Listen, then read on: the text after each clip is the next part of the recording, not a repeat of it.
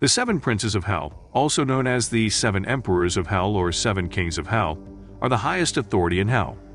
In actuality, these demons are fallen angels that rebelled alongside Lucifer, who was once an archangel that defied God and created a war in heaven. After their fall, each of the beings was twisted and transformed into hideous abominations. Over time, they grew strong and held dominion over all of hell, with Satan as its true ruler and Lucifer being second in command and official leader. Eventually, Satan began retaliation against God by tempting humanity to sin. As such, each of the seven princes became the physical of the seven deadly sins: pride, sloth, greed, gluttony, wrath, envy, and lust. After the War of Heaven, the fallen angels decided they needed a form of ruling government in their new area of existence. Some vied for power, but with no doubt, the ruler of hell at the time was the leader of the fallen angels, the charismatic morning star, Lucifer. Courageous and strong, he made others bow before him through persuasion, bribery, or intimidation. For many years, hell has been organized by Lucifer into the ruling body called the Seven Princes, in which the leading seven would rule over different, vast areas of their lands. Each prince was responsible for their subjects and lands. The seven princes are Lucifer, pride; Satan, wrath; Mammon, greed; Beelzebub, gluttony; Leviathan, envy; Belfigure, sloth; Asmodius, lust. Lucifer. He is the first of the princes, who represents the sin of pride, the original and most serious of the seven deadly sins. His overwhelming pride led to him believing that he could rule heaven, and so, he was cast out and demonized when his rebellion was unsuccessful. The name Lucifer has many meanings and interpretations. The list of meanings includes light bearer, giver of light, morning star, and a personal favorite, light beard. The story of his name comes from his creation by God himself. Lucifer's name sets him up as one of the most interesting princes of hell, given the power he had before his failed rebellion in heaven. Lucifer is a name many will recognize. He was an angel who fell from heaven after he attempted to create a new structure of power. He is often considered to be the leader of demons in hell and is therefore particularly evil and dangerous. Because of his high status and importance, Lucifer is sometimes conflated with Satan, and now he is leading and organizing hell to subjugate the earth. Satan, this prince of hell, with no doubt, is the most well-known lord of wrath. Satan is by far the most common of the seven princes of hell to be associated with the devil in general. He is regarded as the patron prince of the deadly sin of wrath. Satan differs from Lucifer and is said to reign over the souls of the wrathful. Because Satan is often conflated with Lucifer, there is some overlap in their histories. Satan is also said to be an angel fallen from heaven for rebelling against God. Satan is translated to the adversary, in this case the adversary of mankind. Satan is wrathful towards humanity. He is often seen as the ruler of hell. Satan is therefore one of, if not the most powerful demons. The wrathful were sentenced to Satan. Mammon, the third prince, is Mammon, whose name roughly translates to mean money, and I am very sure you guessed, he is the embodiment of our next sin, greed. Mammon isn't necessarily a physical being, more so a concept surrounding money, wealth, and greed.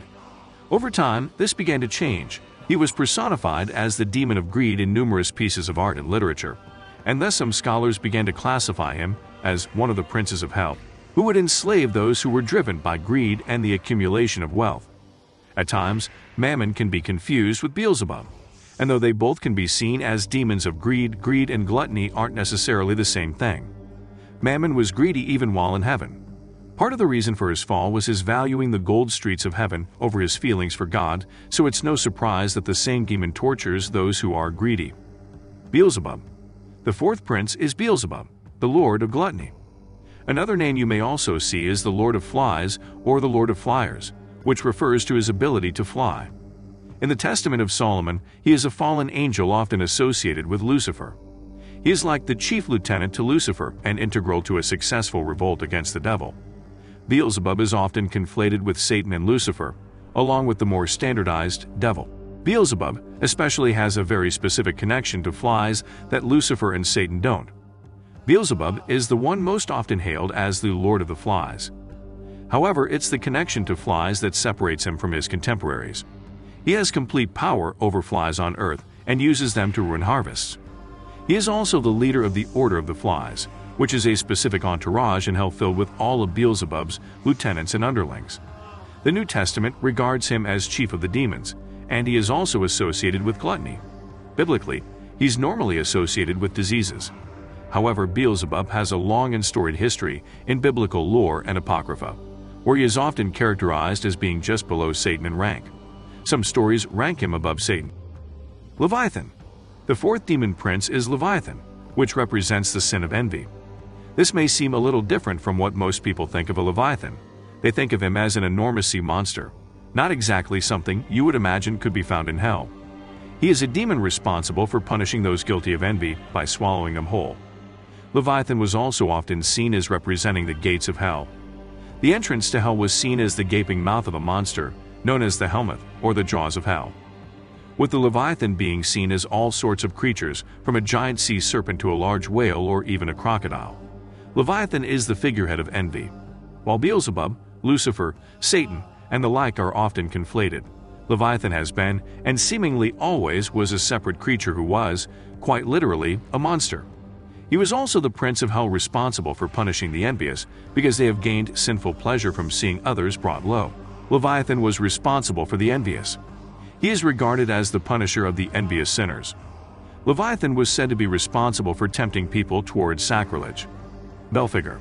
The fifth prince of hell is Belfigure, the lord of sloth.